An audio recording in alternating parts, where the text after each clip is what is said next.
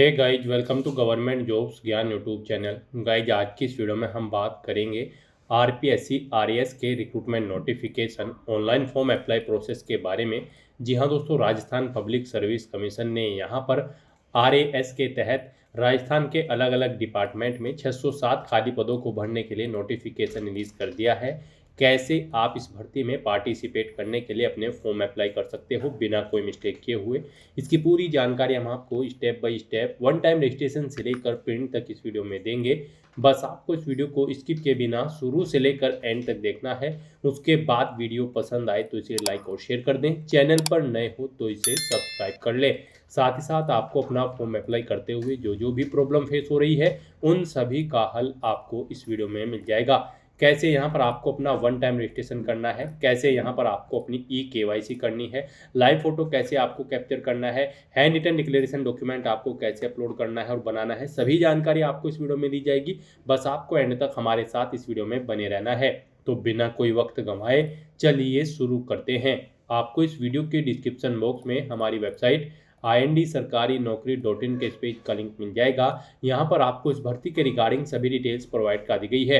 Rajasthan public service commission RPSC ने Rajasthan state service exam और Rajasthan subordinate service exam के लिए नोटिफिकेशन रिलीज कर दिया है, जो कि यहाँ पर आरपीएससी आरएएस प्री 2026 के तहत होगा। यहाँ पर इन एग्जाम्स के तहत राजस्थान में अलग अलग डिपार्टमेंट में 607 खाली पदों को भरा जाएगा। आप 4 जून 2026 से 3 जुलाई 2026 तक अपने फॉर्म अप्लाई कर सकते हो।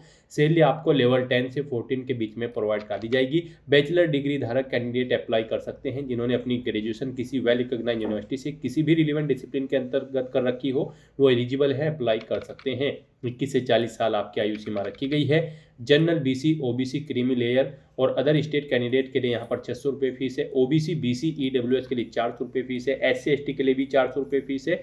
करेक्शन चार्ज यहाँ पर 500 रुपये रहेंगे। फीस का पेमेंट आप यहाँ पर ऑनलाइन मोड में जमा करा सकते हो, debit card, credit card, net banking या फिर यूपीआई के माध्यम से। सिलेक्शन आपका प्री एग्जाम और मेन एग्जाम के आधार पर होगा। आप ऑल इंडिया से ऑनलाइन मोड में अप्लाई कर सकते हो। उसके लिए आपको इस पेज को नीचे स्क्रॉल डाउन करना है, इंपॉर्टेंट लिंक सेक्शन में आना है, ऑफिशियल नोटिफिकेशन पीडीएफ लिंक पर क्लिक करके इस भर्ती के नोटिफिकेशन को ओपन कर लेना है और इसमें से आपको पूरी डिटेल रीड कर लेनी है।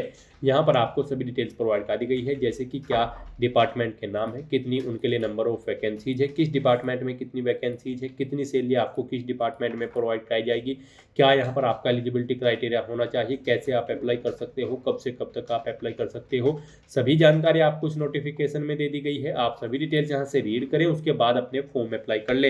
फॉर्म अप्लाई करने के लिए भी आपको हमारी वेबसाइट के इसी पेज पर ही अप्लाई ऑनलाइन का लिंक दिया गया है। जैसे ही आप इस लिंक पर क्लिक करेंगे आपके सामने एसएसओ का ये पोर्टल ओपन होगा। गाइस, यहाँ पर अगर आपने पहले से रजिस्ट्रेशन कर रखा है तो आपको यहाँ पर अपनी एसएसओ आईडी या फिर यूजर नेम एंटर करना है, अपना पासवर्ड आपको एंटर करना है, ये कैप्चा कोड आपको यहाँ पर एंटर करना है और उसके बाद फिर आपको यहाँ पर लॉगिन के स्टेप पर क्लिक करते हुए लॉगिन करके अपना फॉर्म अप्लाई कर लेना है। और अगर आप इस भर्ती के लिए फर्स्ट टाइम अप्लाई करने जा रहे हो तो सबसे पहले यहाँ पर आपको अपना रजिस्ट्रेशन करना होगा। उसके लिए आपको यहाँ पर रजिस्ट्रेशन की टैब दी गई है, आप इस पर क्लिक करें और अपनी बेसिक इन्फॉर्मेशन प्रोवाइड करते हुए यहाँ पर आप अपना रजिस्ट्रेशन कर ले। गाइस, यहाँ पर आप राजस्थान सिंगल साइन ऑन के पोर्टल पर कैसे अपना वन टाइम रजिस्ट्रेशन करोगे, इसके लिए आपको इस वीडियो के डिस्क्रिप्शन बॉक्स में हमारी दूसरी वीडियो का लिंक दिया गया है, जिस पर आपको स्टेप बाय स्टेप समझाया गया है कि कैसे आप राजस्थान सिंगल साइन ऑन के पोर्टल पर अपना ओटीआर कर सकते हो। तो आप उस वीडियो को ओपन कर ले, उसमें से रजिस्ट्रेशन का कंप्लीट प्रोसेस चेकआउट कर ले और अपना रजिस्ट्रेशन करने के बाद फिर आप यहाँ पर लॉगिन करें। लॉगिन करने के लिए आप अपनी एसएसओ आईडी और यूजर नेम एंटर करेंगे, जो आपको रजिस्ट्रेशन के बाद प्रोवाइड कराया जाएगा। अपना पासवर्ड एंटर करेंगे, एक कैप्चा कोड यहाँ पर एंटर करेंगे और लॉगिन की स्टेप पर क्लिक करते हुए आप अपने डैशबोर्ड में लॉगिन करेंगे। लॉगिन करने के बाद आपके सामने कुछ इस तरह से इंटरफेस ओपन होगा। अब यहाँ पर आने के बाद आपको रिक्रूटमेंट पोर्टल के इस ऑप्शन पर क्लिक करना है। फिर यहाँ पर आपको आपके डैशबोर्ड में ऑन गोइंग रिक्रूटमेंट के इस सेक्शन में आना है और यहाँ पर आने के बाद गाइज फिर आपको राजस्थान स्टेट एंड सब सर्विस कॉम्प एग्जाम 2026 आपको इस सेक्शन में आना है और आरपीएससी आरएएस 2026 में पार्टिसिपेट करने के लिए फिर आपको अप्लाई नाउ के इस टैब पर क्लिक करना है। उसके बाद आपके सामने कुछ इस तरह से इंटरफेस ओपन होगा। आपको एक बार फिर से राजस्थान स्टेट एंड सब सर्विस कॉम्प एग्जाम 2026 के ऑप्शन पर क्लिक करना है। और उसके बाद यहाँ पर आपके सामने कुछ इस तरह से इंटरफेस ओपन हो जाएगा। यहाँ पर आपका एप्लीकेशन फॉर्म स्टार्ट हो चुका है। कुछ चीज़ें यहाँ पर आपको ऑटोमेटिकली फिल मिल गई है, जो आपके रजिस्ट्रेशन टाइम पे आपने प्रोवाइड कराई थी, वो यहाँ पर आपको कुछ चीज़ें ऑटोमेटिकली फिल मिल गई है। अब यहाँ पर आने के बाद बस आपको अपनी माता का नाम यहाँ पर एंटर करना है। फिर यहाँ पर आपको अपनी श्रेणी सेलेक्ट कर लेनी है, आप किस श्रेणी से बिलोंग करते हैं। राजस्थान स्टेट से अलग कैंडिडेट अगर अप्लाई करते हैं तो केवल जनरल कैटेगरी कैंडिडेट अप्लाई कर सकते हैं। फिर यहाँ पर अगर आप विशेष दिव्यांगजन श्रेणी के अंतर्गत आते हैं तो यहाँ पर आप ऑप्शन सिलेक्ट करें किस दिव्यांगजन श्रेणी के अंतर्गत आप आते हैं। नहीं आते हैं तो यहाँ पर आप नॉट एप्लीकेबल ऑप्शन सिलेक्ट कर लें। उसके बाद यहाँ पर आपको उप विशेष दिव्यांगजन श्रेणी सिलेक्ट करनी है अगर आप दिव्यांगजन श्रेणी के अंतर्गत आते हो। उसके बाद यहाँ पर आपको अपनी श्रेणी का प्रमाण पत्र संख्या देनी होगी और फिर आपको बताना होगा कि क्या आपको स्रोत लेखक की आवश्यकता है। अगर है तो यहाँ पर आप स्वयं उसकी प्रबंध करेंगे या फिर विभाग को उसका प्रबंध करना है, यहाँ पर आपको ऑप्शन मिल जाएगा। और गाइस, अगर आप यहाँ पर विशेष दिव्यांगजन श्रेणी के अंतर्गत नहीं आते हो तो फिर आगे के ये ऑप्शन आपको यहाँ पर डिसेबल्ड कर दिए जाएंगे। उसके बाद यहाँ पर आपको अपना रिलीजन सिलेक्ट करना है, अपनी वैवाहिक स्थिति मैरिटल स्टेटस आपको बताना है, आप मैरिड हो या फिर अनमैरिड हो या फिर डाइवोर्स हो, आप अपने अकॉर्डिंग ऑप्शन सेलेक्ट करें। उसके बाद यहाँ पर अगर आप मैरिड हो तो यहाँ पर आपको अपने जीवित बालक की संख्या देनी है और आपको यहाँ पर आपका मोबाइल नंबर ऑटोमेटिकली फिर मिल जाएगा। अपना व्हाट्सएप मोबाइल नंबर देना चाहते हैं तो वो यहाँ पर आप दे सकते हैं। आपके पास जन आधार आईडी है तो वो आप यहाँ पर एंटर कर सकते हैं, नहीं है तो इस कॉलम को आप खाली छोड़ दें। गाइस, यहाँ पर जिन कॉलम के सामने रेड कलर का स्टार बना हुआ है उनमें आपको डिटेल्स देनी मस्ट है और जिनमें नहीं बना हुआ है वो ऑप्शनल है, आप उनकी डिटेल चाहे तो दें चाहे या फिर न दें। यहाँ पर आप अपनी पोस्ट सेलेक्ट करें जिसके लिए आप अप्लाई करना चाहते हो। उसके बाद यहाँ पर आपको अपना कोरोस्पोंडेंस एड्रेस एंटर करना है। कोरोस्पोंडेंस एड्रेस में आपको अपना स्टेट चुनना है, अपना डिस्ट्रिक्ट चुनना है, शहर या फिर गांव का नाम देना है, अपना पिन कोड देना है, अपना फोन नंबर देना है, ये ऑप्शनल है। इस तरह से अपनी डिटेल्स फिल करने के बाद अब गाइस यहाँ पर आपको नेक्स्ट के इस ऑप्शन पर क्लिक कर देना है। फिर आपसे पूछा गया है जो मोबाइल नंबर और ईमेल आईडी आपने दी है क्या वो करेक्ट है।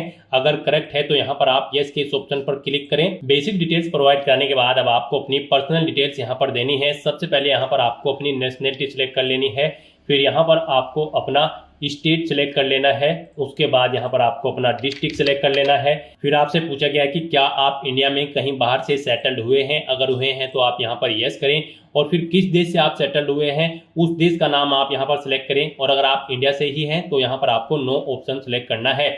उसके बाद आपसे पूछा गया है कि क्या आप भूतपूर्व सैनिक हैं, अगर हैं तो आप यहाँ पर यस ऑप्शन सेलेक्ट करें और फिर अपना सर्विस का स्टेटस बताएं, आप रिटायर्ड है या फिर सर्विस पर हैं। अगर सर्विस पर है तो फिर यहाँ पर आपको अपना एनओसी लेटर नंबर देना है, डेट ऑफ एनओसी यहाँ पर आपको सिलेक्ट करनी है और अगर आप रिटायर्ड हो चुके हैं तो रिटायर्ड ऑप्शन सिलेक्ट करें। फिर आपको अपना पीपीओ नंबर देना है, डेट ऑफ रिटायरमेंट यहाँ पर आपको सिलेक्ट करनी है और अगर आप भूतपूर्व सैनिक नहीं है तो यहाँ पर आपको नो ऑप्शन सिलेक्ट करना है। आगे की डिटेल आपको डिसेबल्ड कर दी जाएगी। उसके बाद आपसे पूछा गया है कि क्या आप स्पोर्ट पर्सन हैं, अगर हैं तो यहाँ पर आप यस ऑप्शन सिलेक्ट करें। स्पोर्ट पर्सन किस टाइप से हैं आप, नेशनल या फिर इंटरनेशनल लेवल के, आप अपने अकॉर्डिंग ऑप्शन सेलेक्ट करें और अगर आप नहीं हैं स्पोर्ट पर्सन तो आपको नो ऑप्शन सेलेक्ट करना है। फिर यहाँ पर आपसे पूछा गया कि क्या आप मौजूदा सरकारी विभाग या फिर सार्वजनिक उपक्रम कर्मचारी हैं, अगर हैं तो आप यहाँ पर यस करें और फिर यहाँ पर डिपार्टमेंट का नाम एंटर करें, नहीं है तो आप नो ऑप्शन सेलेक्ट कर लें। उसके बाद आपसे पूछा गया कि क्या आप एज में एडिशनल इलेक्शन चाहते हैं, अगर यहाँ पर एडिशनल इलेक्शन एक्स प्रिजनर यानी कि जेलर को मिलेगा, एनसीसी कैडेट इंस्ट्रक्टर को मिलेगा, आर्मी कैंडिडेट को मिलेगा। यहाँ पर अगर आपको नहीं चाहिए एज में इलेक्शन तो फिर आपको नॉट एप्लीकेबल ऑप्शन सिलेक्ट करना है। इस तरह से अपनी डिटेल फिल करने के बाद अब आपको नेक्स्ट के इस ऑप्शन पर क्लिक कर देना है। नेक्स्ट आपके सामने कुछ इस तरह से इंटरफेस शो होगा। यहाँ पर अब आपसे कहा गया है आपका सेकेंडरी और सीनियर सेकेंडरी का डाटा अवेलेबल नहीं है, अगर अवेलेबल होगा तो फिर यहाँ पर आपको ऑप्शन मिल जाएंगे और अगर अवेलेबल नहीं है तो यहाँ पर गाइज अब आपको ओके के इस ऑप्शन पर क्लिक करना है। नेक्स्ट आपके सामने कुछ इस तरह से इंटरफेस शो होगा। गाइज यहाँ पर अब आपको अपनी डॉक्यूमेंट डिटेल्स प्रोवाइड करनी है। यहाँ पर अब आपके एसएसओ के जो पोर्टल से फॉर्म भरे जा रहे हैं उनमें अब आपको अपनी डॉक्यूमेंट डिटेल्स अपडेट करनी होगी। उसके बाद यहाँ पर आप फॉर्म भर पाएंगे। यहाँ पर अब आपको अपनी डॉक्यूमेंट डिटेल अपडेट करने के लिए सबसे पहले अपना नाम एंटर करना होगा। जैसे ही आप इस बॉक्स में अपना कर्सर लाएंगे, यहाँ पर आपको कीबोर्ड शो हो जाएगा। आपको हिंदी में अपना नाम एंटर करना होगा, अपने फादर का नाम एंटर करना होगा, अपनी मदर का नाम एंटर करना होगा और उसके बाद गाइज आपको यहाँ पर अपडेट के इस ऑप्शन पर क्लिक करके अपनी डिटेल यहाँ पर अपडेट कर देनी होगी। तो जैसे ही आप यहाँ पर कैंडिडेट नेम के इस ऑप्शन पर क्लिक करेंगे तो आपके सामने कुछ इस तरह से कीबोर्ड शो हो जाएगा। अब आपको इस कीबोर्ड में से कैरेक्टर को सिलेक्ट करते हुए अपना नाम यहाँ पर टाइप करना है, अपने फादर का नाम ऐसे ही टाइप करना है, फिर मदर का नाम टाइप करना है और अपडेट के ऑप्शन पर क्लिक करते हुए अपनी डिटेल यहाँ पर आपको अपडेट करनी होगी। अपडेट के ऑप्शन पर क्लिक करने के बाद आपके सामने आपका नाम यहाँ पर आपको इंग्लिश और हिंदी में शो कर दिया जाएगा। आपको इसे केयरफुली चेकआउट करना है कि इनमें स्पेलिंग वगैरह सब सही है और उसके बाद गाइड आपको यहाँ पर कंफर्म एंड सेव के इस ऑप्शन पर क्लिक करना है।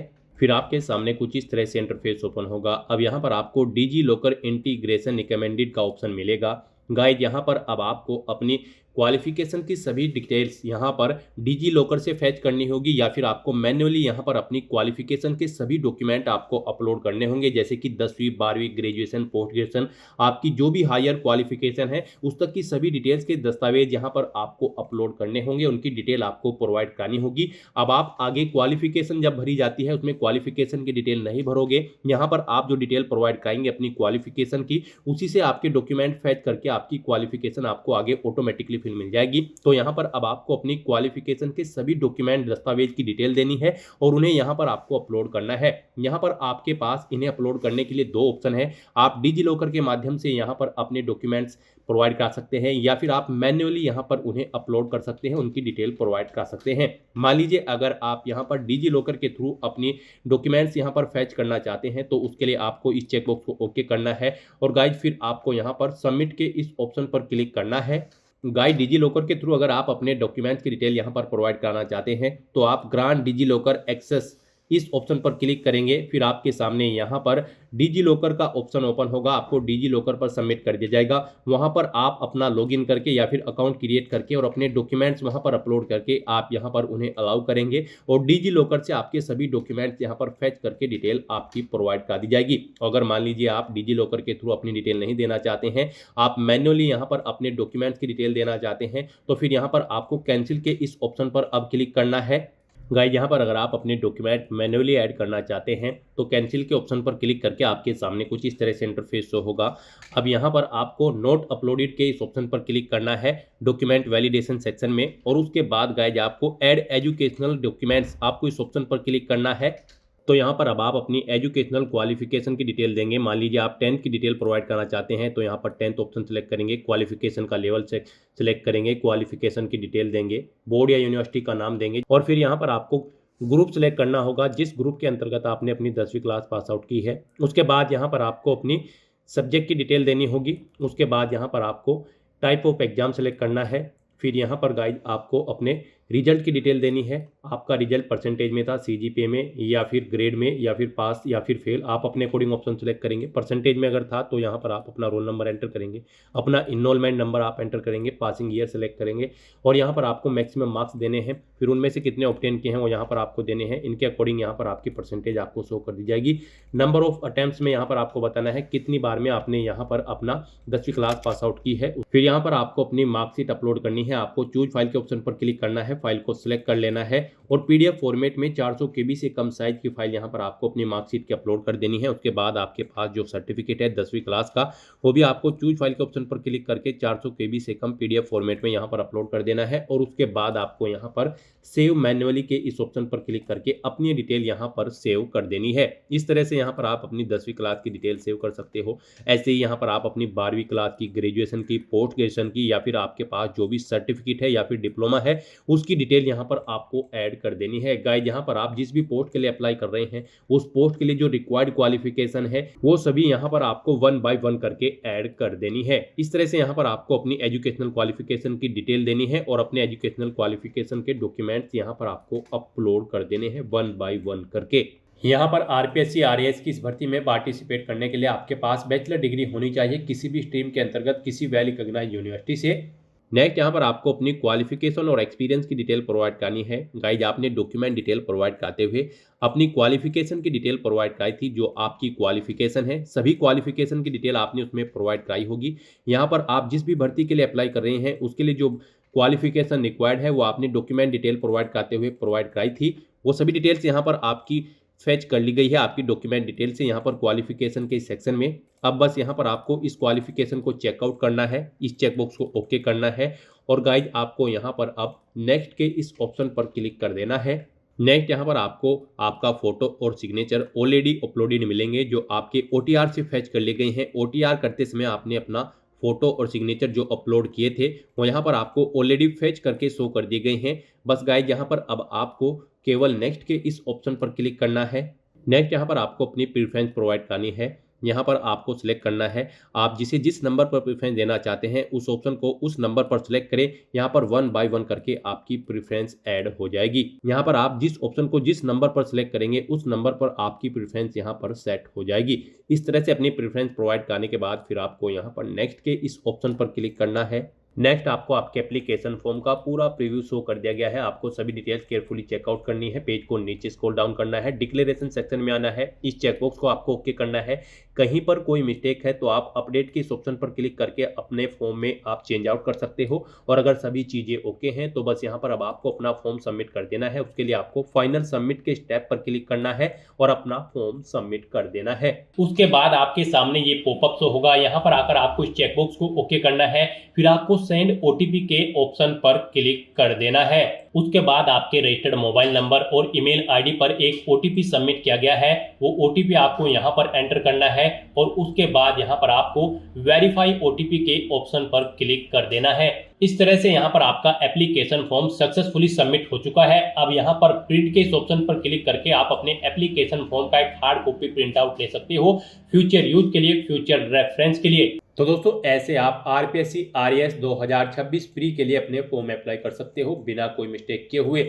आज की इस वीडियो में बस इतना ही। आई होप ये वीडियो आपको पसंद आई होगी। अगर पसंद आई हो तो इसे लाइक और शेयर करें, चैनल पर नए हो तो इसे सब्सक्राइब कर लें। Thanks for watching.